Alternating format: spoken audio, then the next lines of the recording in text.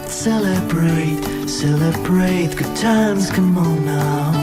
Let's celebrate, celebrate good times, come on now, na na na. 김혜민의 이슈 앤 피플.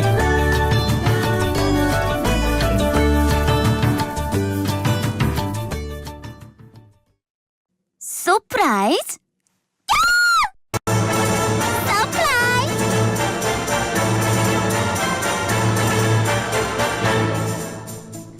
김혜민의 이슈앤피플에서만 만나볼 수 있는 코너 서프라이즈 시간입니다. 이 시간에는 우리 사회의 이슈를 데이터를 통해 점검하고 대안을 생각하는데요. 데이터카우의 신수연님 나오셨어요. 어서 오세요. 네, 안녕하세요. 반갑습니다. 자, 이번 주에 어떤 이야기 나눠볼까요? 이번 주에는 식당 이야기를 좀 해보려고 해요. 안 그래도 배고픈데 점심도 못 먹고 지금 방송한단 말이에요. 무슨 이야기 하시려고요? 사실 되게 많은 사람들이 기억이 똑같은 게 있어요. 그러니까 동네에서 이제 자주 가던 가게나 식당이 이제 나도 모르게 없어졌다. 아니면 뭐 이제 순댓국집이 노래방으로 바뀌었다. 노래방이 뭐 다시 해장국집으로 바뀌고 예전에 이제 뭐 분식집이나 아니면 탕수육집 되게 많았던 적이 있잖아요. 뭐 작년에는 닭강정이었다, 올해는 뭐 추레스였다, 뭐 꽈배기였다, 마라탕이었다. 그렇죠. 뭐 영화에도 이제 기생충에 나왔던 대왕 카스테라집 이런 식으로 되게 많은 음식점들이 생겼다가 사라졌다 하는 것 같아요. PD님은 어떻게 좀 찾아갔던 가게들이 없어졌던 기억이 있으신가요? 있죠. 그리고 최근에는 너무 많고 코로나19 이후에 문 닫는 가게들 보면 그렇게 남일 같지가 않더라고요. 저는 식당도 식당인데 동네 문방구가 없어지는 그쵸. 게 그게 또 그렇게 마음이 아픈 거예요. 보통 초등학교 앞에 가면 문방구 있지 않았어요? 문방구 있죠. 그리고 문방구에서 사실 문구만 사는 건 아니잖아요. 아, 그럼요. 얼마나 재밌는데요. 막 딱지도 사고 정말 거기서 플렉스 할 수 있는 그런 곳인데 문방구가 요즘 없어진 거 보면서 저도 되게 마음이 아팠어요. 자, 그러면 서프라이즈에서 어떤 문제 내신 거예요? 이렇게 식당이 되게 많이 자주 바뀌고 망하기도 잘 망하는데 이 문제를 이제 정면으로 보고 있는 예능이 하나 있죠. 너무 유명하신 식당 하면 가장 유명하신 분. 백종우 선생님이시죠. 그렇죠. 이제 백종원의 골목식당이라는 프로그램이 벌써 3년이 넘었어요. 2018년 1월에 처음으로 방송이 됐고 지금 이제 3년 5개월 정도 됐는데 40개 가까운 골목을 찾았다고 합니다. 백종원 더본코리아 대표가 이제 수많은 식당들을 명소로 바꾸셨죠. 정말 대단하신 분이에요. 대단하더라고요. 저도 이거 보면 그냥 가게만 살리는 게 아니라 그 가게 주인들에게 이렇게 숨결을 불어넣는 그쵸. 듯한 그 사람을 살리는 일을 하고 있잖아요. 자, 백종원의 골목식당 뭐 너무 인기 있는 프로그램인데 그런데 보면 그 백종원 씨가 간 곳만 잘 되고 그 가게 근방에 있는 다른 식당이 힘들어지는 경우도 있을 것 같다는 생각이 들더라고요. 그렇죠. 그런 비판들이 조금씩 나오기도 해요. 이제 지방에서 엄청 유명해진 음식점들은 멀리서 찾아오셨는데 그 식당 앞에서만 이제 줄을 서고 거기서만 먹고 이제 돌아가시고 뭐 인근 식당 영업 방해된다고 하는 반론도 있고요. 뭐 일례로 이제 서대문구의 이제 포방도 시장 같은 경우 유명하죠. 식당의 경우에는 뭐 이제 상인회랑 갈등을 겪다가 결국 골목을 이제 떠나고 제주도로 가신 분도 계시는데 그러면은 정말로 골목 식당이 다녀간 골목에는 유의미한 변화가 있었을까? 변화가 있다면 어떤 변화가 있었을까? 네. 데이터를 통해서 골목 식당의 효과를 한번 측정해 볼 수 있을까? 재밌네요. 네. 그냥 이 프로그램에 소개된 그 가게들이 식당들이 보통 이제 비포 애프터 보여주면 되게 큰 변화인 것처럼 보이는데 그렇죠. 정말 실질적으로 전기를 맞이했는지 안 했는지 네네. 그걸 한번 살펴보시겠다는 거예요. 왜 이런 문제에 관심을 갖게 되신 거예요? 사실 음식점은 너무 중요한 문제예요. 그럼요. 네. 음식점이 규모가 작은 것들이 되게 많아서 이제 개인 사업자도 굉장히 많은데 우리나라 엄청 많죠. 그렇죠. 통계청에서 매년 이제 기업 생멸 통계라는 걸 내요. 그러니까 생멸이니까 생겼다 없어졌다 하는. 이거 슬픈 단어네요. 기업 생멸. 네. 이게 가장 최근 게 2019년도를 분석한 건데 창업을 한 데가 이제 거의 100만 개에 가까운데 10개 중에 4개가 1년이 안 지나서 폐업을 해요. 10개 중에 4곳이요? 네. 신생기업 가는 데서 이제 새로 생긴 데 중에 종사자 1명이 하는 영세한데 이게 90만 개에 가까워요. 그리고 전체 없어지는 것도 이제 1인 영세 기업이 가장 많고. 그렇군요. 여기서 음식점이 평균 생존 기간이 나오는데 3.1년, 2년 그렇게 길지 않아요. 그렇네. 음식점을 창업했을 때 5년 버티는 비율이 몇 프로나 될 것 같으세요? 5년이요? 아, 그렇게 짧아요? 네, 생각보다 엄청나게 짧아요. 얼마나 되는데요, 그러면? 5년 버티는 비율이 20%예요. 아, 이거는 너무 무거운 숫자고 사실 그러네요. 제가 이제 데이터 분석을 처음 시작하게 된 계기도 이걸 보고 나서였어요. 아, 음식점이 정말 많네? 근데 왜 이렇게 빨리 망하지? 너무 많이 망하네? 라고 이제 시작해서 아마 데이터를 제가 보기 시작했던 게 있는데 이게 그러니까 5년에 20%라 그러면 되게 무거운 숫자지만 그렇죠. 그러니까 무거운 숫자고 간암 환자의 5년 생존율이 네. 이거보다 높아요. 아, 그렇군요. 40%가 조금 넘어요. 간암 진단 5년 생존율이. 네. 그러니까 음식점을 개업하는 순간부터 되게 무거운 짐을 지고 있는 거나 마찬가지인 거예요. 아, 정말. 아, 근데 요즘도 음식점 만드시는 분들 또 접으시는 분들이 너무 많으니까 이게 정말 남 일이 아니거든요. 제 주변에도 음식점 하는 친구들 많고. 자, 그러면 답변을 어떻게 접근하셨어요? 그러니까 오늘의 질문은 백종원의 골목 식당이 정말 식당에 미친 영향, 네. 그 영향에 대한 질문인데 그럼 어떻게 접근하셨어요? 이걸 이제 사실 이미 데이터로 살펴보신 분 계세요. 2018년에 이제 이미 시작할 때부터 골목 식당이 엄청 화제가 됐기 때문에 통계청에서 주최한 공모전이 하나 있었는데 거기서 골목 식당을 중심으로 살펴본 골목 식당 활성화 효과 프로그램이라는 걸로 이제 보고서를 썼고 네. 이게 최우수작으로 뽑혔어요 당시에. 그래서 이거는 통계청에서 통계 빅데이터 센터라는 데가 있는데 거기서 제공하는 유동인구 자료랑 업종별 매출 자료를 바탕으로 이제 분석을 했는데 사실 이 데이터를 지금 저희가 공개적으로 접근할 수는 없어요. 네. 신청을 해서 따로 가서 받아야 되는 상황이라 그리고 이건 2018년 데이터니까 이미 2년이 지났죠. 아, 아마 코로나 때문에 엄청 많이 더 닫았을 거예요. 그렇죠. 그래서 2년 동안 이제 골목식당에 방문하는 데도 훨씬 많아졌고 코로나라는 큰 사건도 있었고 해서 저희 이제 답변 주신 분은 좀 다른 방식으로 접근하셨어요. 네, 어떻게요? 서울시에서 운영하는 우리마을 가게 상권 분석 서비스라는 게 있어요. 거기서 보시면은 상권별로 이제 서울에 있는 골목 상권들의 추정 매출 데이터가 이제 공개가 되는데 네네. 그걸 가지고 분석을 하시고 그걸 제공하는 데가 여기 근처에 상암동에 있는 서울시 빅데이터 센터라는 데가 있어요. 아, 서울시 빅데이터 센터가 있군요. 네, 빅데이터 캠퍼스라는 이름으로 저기 TBS 옆에 네네. 운영되고 있는데 여기 직접 가서 이제 데이터를 볼 수 있고 그리고 공개된 데이터를 바탕으로 분석을 진행해 주신 거예요. 아무나 가도 볼 수 있어요? 네, 데이터를? 모든 시민이 다 갈 수 있어요. 사전 예약하고 방문해서 이제 방문해서 그냥 볼 갈 수 있고 사전 예약도 가능하고. 그래서 이 답변을 해주신 분은 서울시에서 운영하는 우리마을 가게 상권 분석 서비스를 통해서 분석을 해보셨다고 하셨어요. 그럼 서울만 볼 수 있겠네요. 그렇죠. 아쉽게도 서울시에서 가지고 있는 데이터니까 네. 전체 이제 골목 식당 40개 정도 골목을 방문했는데 그 중에 서울 안에 들어가는 6개를 골라서 뭐 이제 공덕동, 해방촌, 홍은동, 청파동, 회기동, 정릉동 네. 이런 곳들이 골목식당 방영 전후로 이제 매출이 어떻게 변했는지, 뭐 유동인구는 어떻게 변했는지, 네. 음식점이 아닌 다른 가게들은 활성화됐는지 이런 것들을 종합적으로 살펴봐 주신 거죠. 아니 이건 제작진들이 사후 작업을 해야 되는 거 아니에요? 이만큼 관심들을 이 자영업의 존폐에 대해서 관심들을 많이 갖고 있는 거고 관심만 가지면 그 데이터는 얼마든지 구할 수 있으니까 누구나 할 수 있는 거네요. 자, 결과를 알아보죠. 골목식당이 정말 효과가 있었습니까? 이게 결과적으로 말하면은 단언하기는 약간 복잡해요.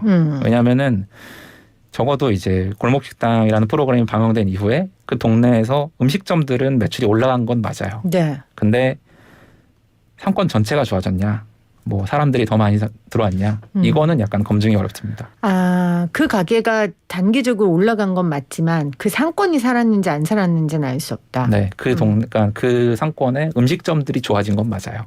아, 다른 음식점도 다른 네, 음식점도. 그러니까 전체 음식점의 네, 규모가 네, 네. 조금 더 늘어나고 손님도 많아지고 매출도 올라가고 네. 이런 효과가 있었던 건 맞는데 이제 다양한 업종의 매출 금액이나 건수가 이제 같이 늘었냐, 이거는 약간 검증이 필요하다.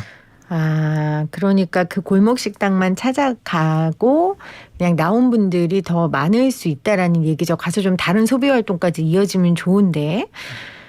꼭 골목식당 이 프로그램이 아니더라도 뭐든지 방송 프로그램이 효과가 있었다고 딱 말하는 게 사실 어려워요. 그러니까 저도 이 프로그램 진행하다 보면 그래서 이슈앤피플 나가면 뭐 어떻게 되는데요? 뭐 그럼 어떻게 제가 알아요. 근데 이제 모든 결과라는 것들은 스며드는 결과가 있고 뭐 인풋 대비 아웃풋이 분명하게 나오는 결과들이 있으니까 데이터도 아마 그런 다양한 결과들을 가지고 있는 거잖아요. 그렇죠? 맞아요. 네. 사회에서 이런 되게 많은 일들이 사실 하나만 한다고 해서 하나에만 영향을 주는 것도 아니고 뭐 그러니까 한 원인이 한 결과에만 영향을 이렇게 1대1로 주는 게 아니니까 되게 많은 것들이 섞여 있잖아요. 맞아요. 상권 같은 경우도 너무 다양한 원인들이 있어요. 그러니까 골목식당 인근에는 뭐 드물겠지만은 뭐 상권 근처에 큰 회사가 입주했을 수도 있고 뭐 유명 프랜차이즈나 맛집이 이제 새로 생겼을 수도 있고 골목식당이 아닌데 뭐 또 뭐 유명인이 와서 이제 SNS에 포스팅했을 수도 있고 뭐 다른 방송이나 뭐 다른 영향으로 인기가 생겼을 수도 있고 네. 이런 것들은 사실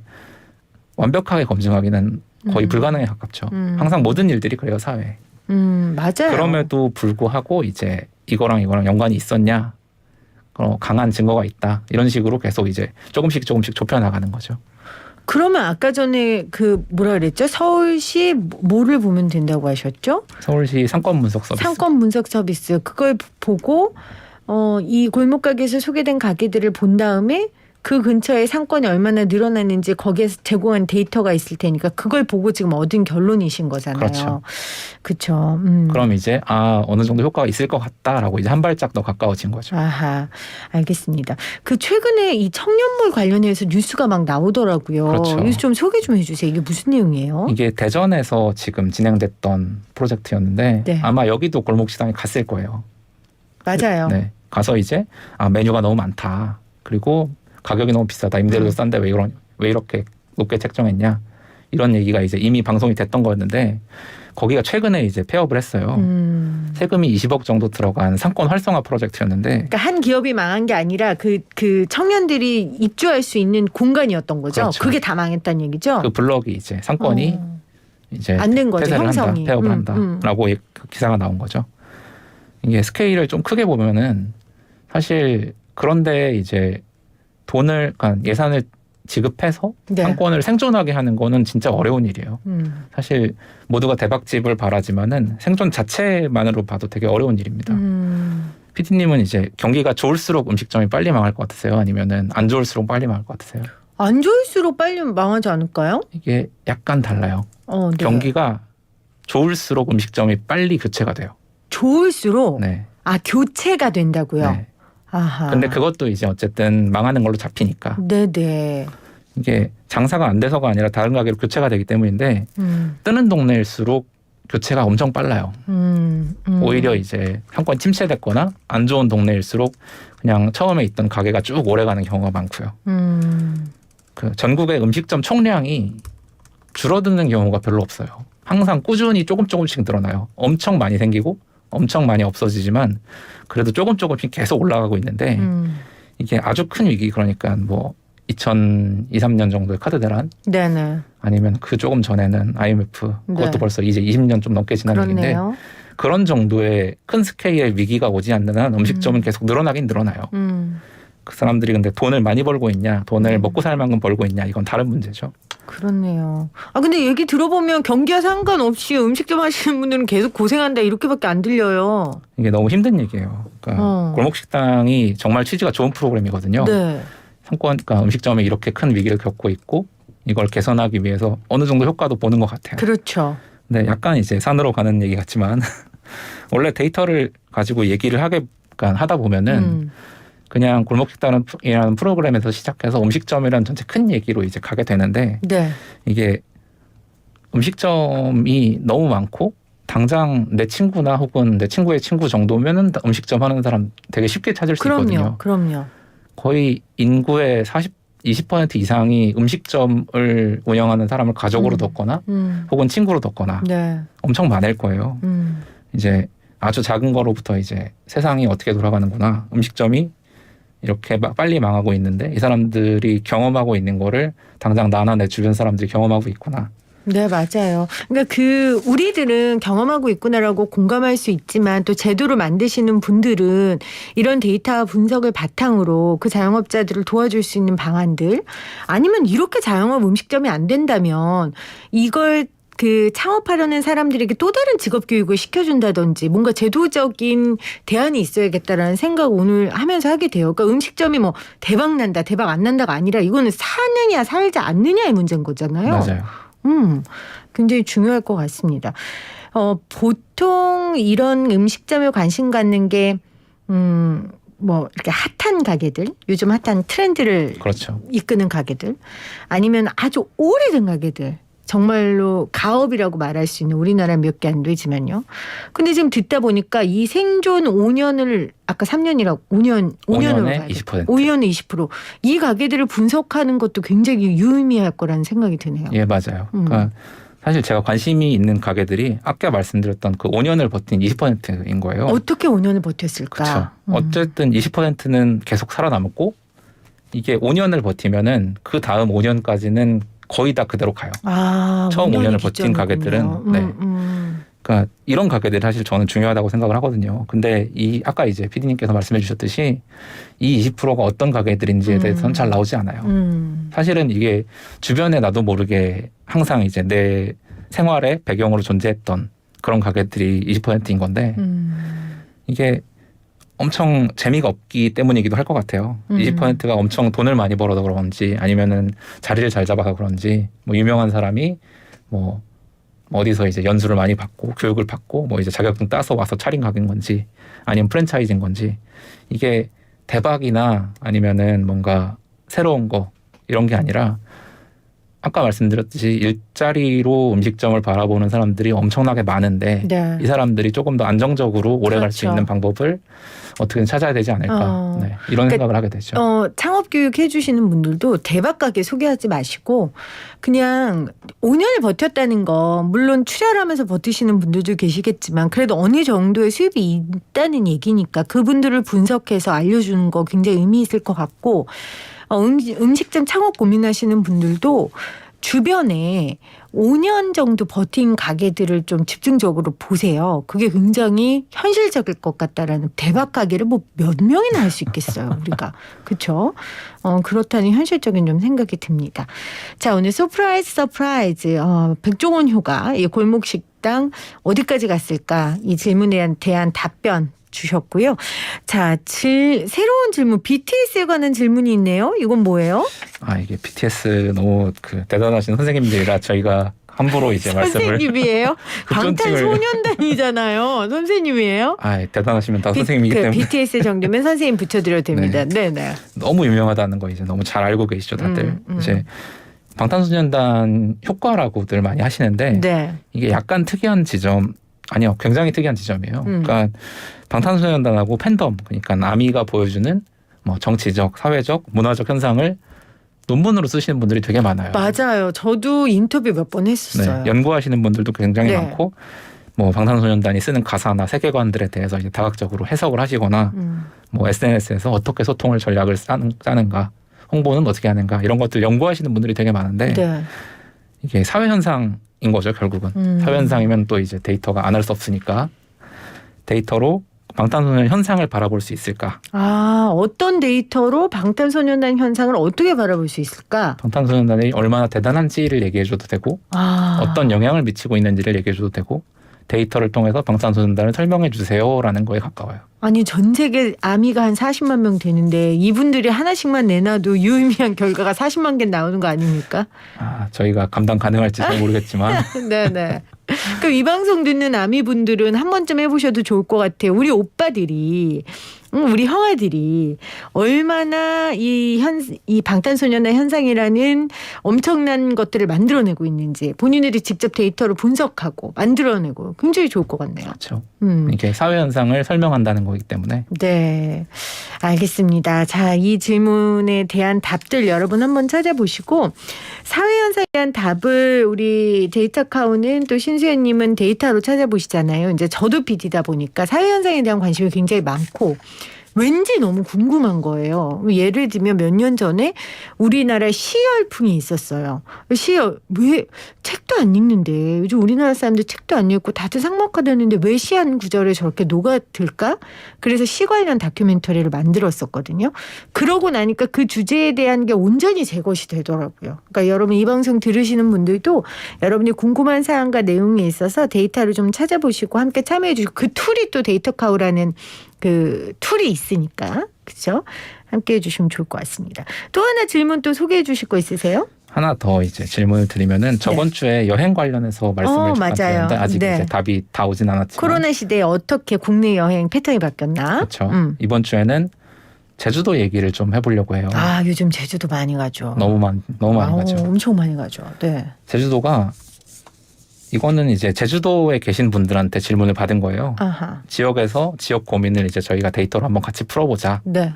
이제 제주시 소통협력센터라는 데가 있는데 거기서 이제 문제를 받아서 같이 얘기하고 있는데 제주도가 사람이 너무 많이 와요. 이게 그냥 많이 오는 게 아니라 전 세계에서 가장 붐비는 노선이 서울 제주 노선이에요. 비행기가. 그 정도예요. 네. 정말 많이 오고 이제 코로나 이전 관광객의 90%까지 회복됐다는 기사가 이제 좀 나오고 있어요. 네네. 근데 그 90%가 패턴이 완전히 바뀌었어요. 원래는 대형 관광, 단체 관광, 해외 관광 다 합쳐서 이제 100이었다고 하면은 지금은 단체 관광, 해외 관광이 하나도 없잖아요. 네. 거의 없는 상태에서 일반 관광 그러니까 자유 관광으로만 90%가 채워진 거예요. 그러니까 이분들이 이제 렌터카도 훨씬 더 많이 빌리고 예전엔 안 가던 데들 훨씬 많이 가고 단체 관광들이 이제 뭐 박물관이나 아니면은 유명 관광지들 이런 데 찾아가는 것보다는 구석구석으로 이제 뻗어나가는 그런 관광 패턴으로 바뀌게 됐는데 그래서 제주도 분들은 좀 고민과 걱정을 하더라고요. 이러다가 제주도 다 망가지는 거 아니냐, 더러워지는 거 아니냐 이런 걱정 하던데요. 그렇죠. 그런 걱정들이 있으세요. 뭐 이제 오름 같은 경우는 뭐 자연휴식지를 하기도 하고 바닷가에서 이제 쓰레기 줍는 운동 같은 걸 하시기도 하고 이런 식으로 뭐 대응을 하게 되는데 네. 정부 그러니까 제주도청 차원에서는 이제 입도세를 고민을 하고 있어요. 아 들어오는 관광객들한테. 네. 그러니까 이제 쓰레기 처리나 이런 명목으로 어느 정도의 금액을 받아야 되겠다. 네. 하고 이제 뭐 연구를 하기도 하는데 그러면은 정말 이제 입도세를 받아야 되냐? 받아야 되면 얼마나 받아야 되냐? 이걸 한번 같이 고민해 보자. 제주도 입장에서는 뭐 이제 서울에 사는 입장에서는 그냥 1년에 이제 며칠 혹은 일주일 놀러 가는 데지만 그분들 입장에서는 내가 맨날 사는 데니까. 그렇죠.